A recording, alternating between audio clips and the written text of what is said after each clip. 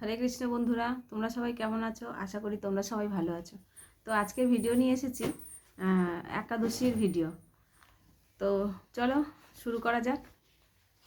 খুব গুরুত্বপূর্ণ একাদশী। এখানে তোমরা সবাই মনোযোগ সহকারে শ্রবণ করো, আর যদি আমার ভুল হয়ে থাকে তো ক্ষমা করে দিও। আর একটা কমেন্ট করো, শেয়ার করো, সাবস্ক্রাইব করতে ভুলো না। তো কাল হচ্ছে 8 তারিখ, কাল একাদশী, আজ 7 তারিখ। তো একাদশীর পালনের সময়ও বলবো, আর আমি একাদশীর যে নিয়ম সেটাও বলে দেবো। একটা হচ্ছে তোমাদের বলি, যারা নতুন একাদশী শুরু করছো তারা আজকে নিরামিষ তো খাবে, একাদশী পরের দিনকেও নিরামিষ খাবে।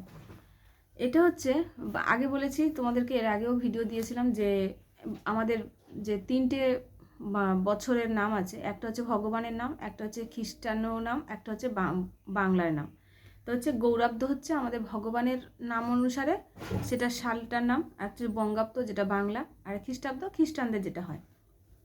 তা কাল হচ্ছে 26শে মাধব, মানে মাধবের নাম অনুসারে তারিখ মাস। আর একটা হচ্ছে কালকে হচ্ছে বাংলায় হচ্ছে 25শে মাঘ, 8ই ফেব্রুয়ারি, শনিবার, গৌর একাদশী, যেটা ভগবানের নাম দিয়ে। এখানে হচ্ছে ভৈমী একাদশী ও বরাহদেবের আবির্ভাব তিথি, আবির্ভাব উপলক্ষে দুপুর পর্যন্ত উপবাস। এবার এইটা হচ্ছে তোমাদের বলি, এই যে ভৈম একাদশী ও বরাহদেবের আবির্ভাব, বরাহদেবের আবির্ভাব হচ্ছে আমাদের পারণের দিনকে, মানে 9 তারিখে। তো 9 তারিখে যেহেতু পালন করতে হবে, তো পালন করলে আমাদের কী হয়, অন্ন গ্রহণ করতে হয় পালনের সময় মতো।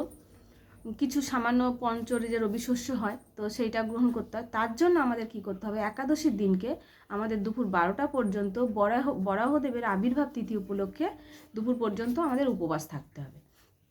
তো যারা একাদশী করো, তো সেদিনকে একদিক দিয়ে যারা করনি কোনো সময়, বরাহদেবের আবির্ভাব তিথি উপলক্ষে দুটো একসাথে তোমাদের উপবাস হয়ে যাবে। আর পরের দিনকে যেরকম আমাদের পালন হয়, কিন্তু বরাহদেবের আবির্ভাব হচ্ছে দ্বাদশীর দিনকে। একাদশীর দিনকে আমরা বরাহদেবের আবির্ভাব উপলক্ষে দুপুর পর্যন্ত উপবাস থেকে যাব। পরের দিনকে যেহেতু 9টার সময় আমাদের অন্য রবি শস্য গ্রহণ করতে হয়, তার জন্য আগের দিনকে আমাদের 12টা অবধি হয়ে যাবে। এই হলো, তোমাদের বলে দিলাম দুটো একসাথে। আগে সব মা ঠাকুমারা বলতো না, এক ঢিলে দুটো পাখি।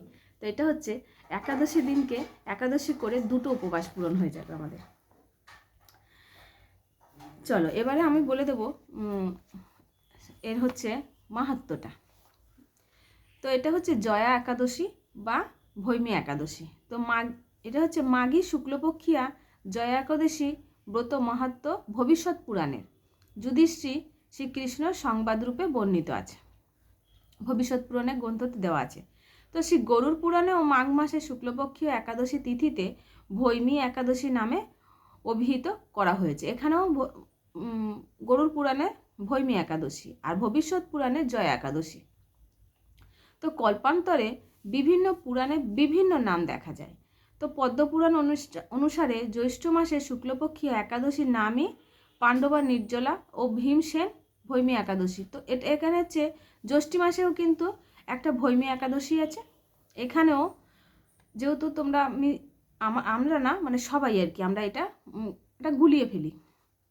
তো সেই জন্য বলছে যে পদ্মপুরাণেও দেওয়া আছে ভীমসেনী একাদশী ভৈমী একাদশী, আর এখানে হচ্ছে জয়া একাদশী, আবার নাম দেওয়া আছে গরুড় পুরাণে দেওয়া আছে ভৈমী একাদশী, আর পদ্মপুরাণে ভবিষ্যৎ পুরাণে দেওয়া আছে জয়া একাদশী, গরুড় পুরাণে দেওয়া আছে ভৈমী একাদশী।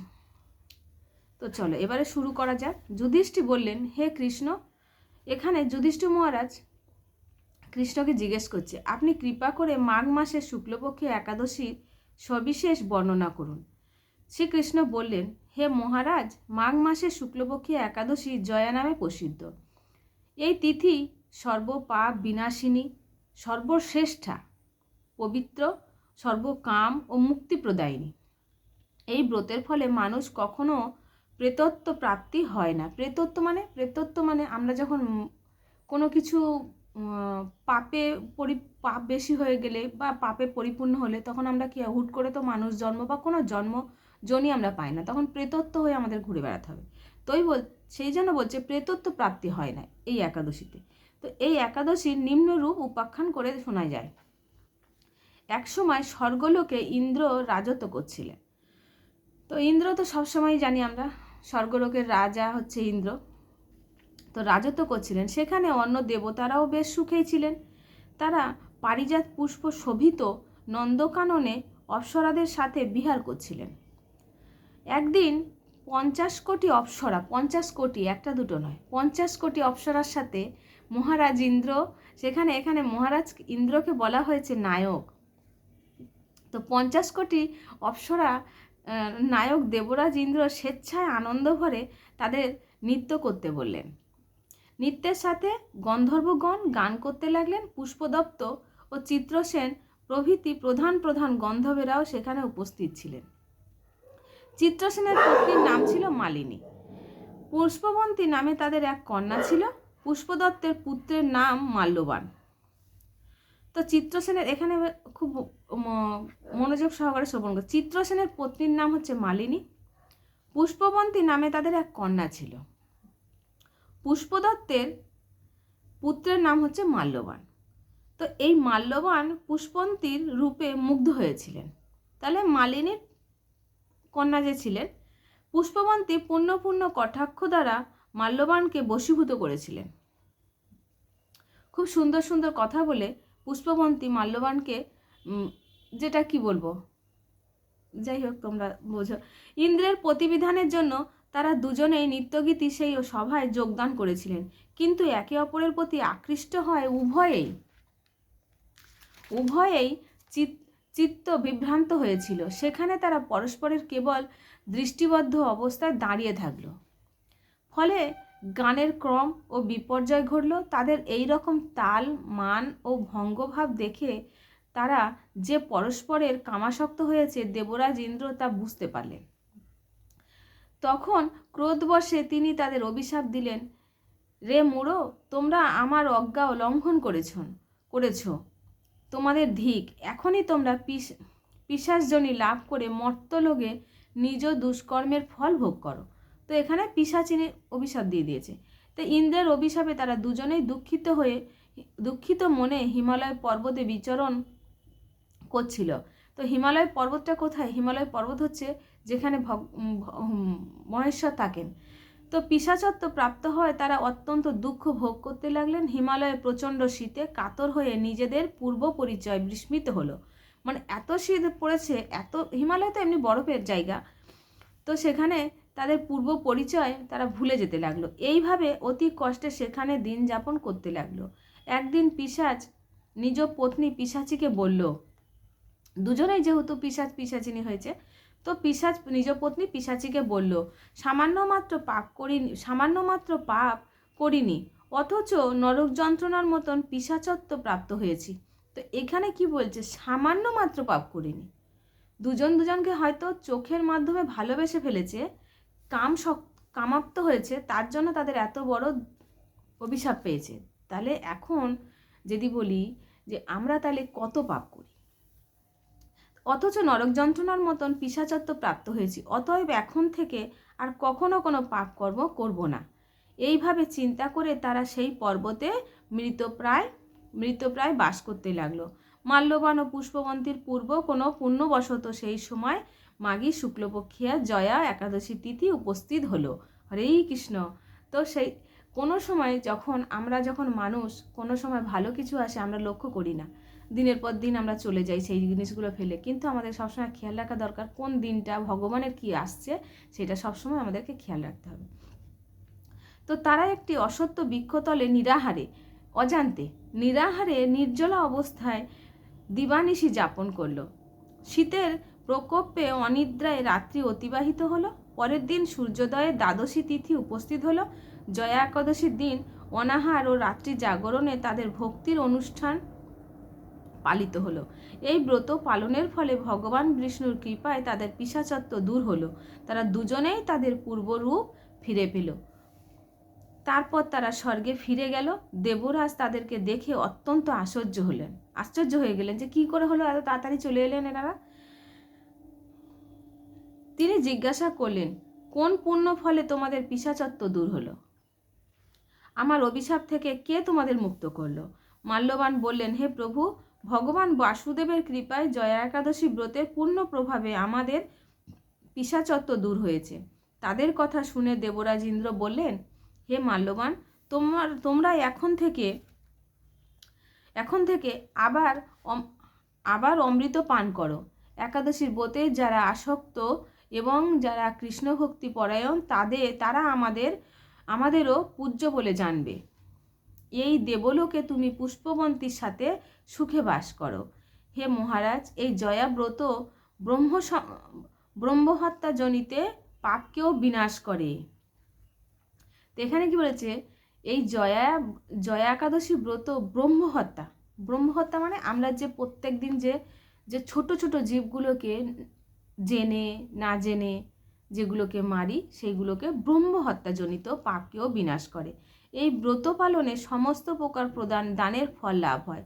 সকল যজ্ঞ ও তীর্থের পূর্ণ ফল এই একাদশীর প্রভাবে আপনা হতেই লাভ হয়।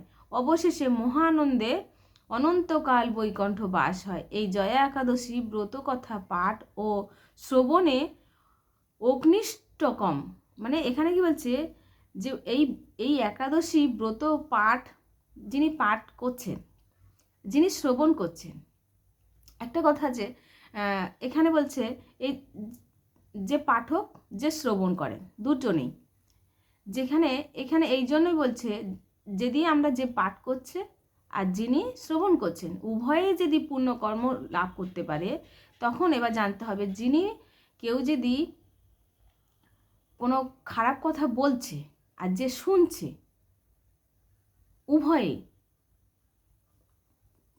মানে কুকর্মের ফল পাবে। তো এখানে বলছে যে একাদশী ব্রত পাঠ ও শ্রবণে অগ্নিষ্ঠম যজ্ঞের ফল পাওয়া যায়।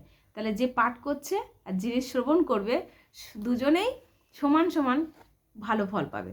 তো তোমরা সবাই আশীর্বাদ করো আমাকে, যাতে সবাই ভালোভাবে একাদশী পালন করতে পারে।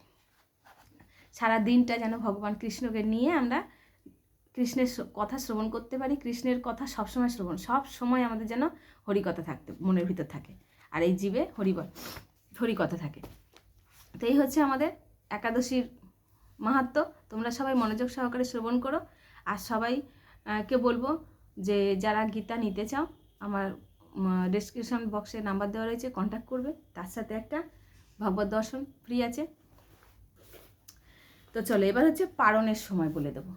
পারণের সময় 9/2/25, এ তো আগেই বলে দিয়েছি, 9 তারিখ ফেব্রুয়ারি 9 তারিখ মায়াপুরে 6:12 থেকে 9:58, ইম্ফলে 5:52 থেকে 9:36, গৌহাটিতে 6:02 থেকে 9:45, কলকাতাতে যারা কলকাতায় বাস করো 6:11 থেকে 9:57, ভুবনেশ্বর 6:19 থেকে 10:09, 10:07, পাটনাতে 6:28 থেকে 10:12, কাঠমান্ডুতে 6:45 থেকে 10:27, চেন্নাইতে 6:33 থেকে 10:26, নাগপুর 6:47 থেকে 10:34, বৃন্দাবন 7টা থেকে 10:42, দিল্লিতে 7:04 থেকে 10:45, হায়দ্রাবাদে 6:45 থেকে 10:35, ত্রিবান্দ্রম 6:41 থেকে 10:38, কলম্বোতে 6:28 থেকে 10:26, ব্যাঙ্গালোরে 6:44 থেকে 10:37, মুম্বাইতে 7:09 থেকে 10:58, আহমেদাবাদে 7:15 থেকে 11:01, উধমপুর 7:18 থেকে 10:55। তো কিছু আমার ভুল হয়, তোমরা সবাই ক্ষমা করে দিও। তো চলো সবাই মনোযোগ সহকারে শ্রবণ করো আর সবাই উপবাস করো। তো চলো সবাই মিলে বলো, হরে কৃষ্ণ কৃষ্ণ কৃষ্ণ হরে হরে, হরে রাম রাম রাম হরে হরে। জয় রাধা মাধব কি জয়।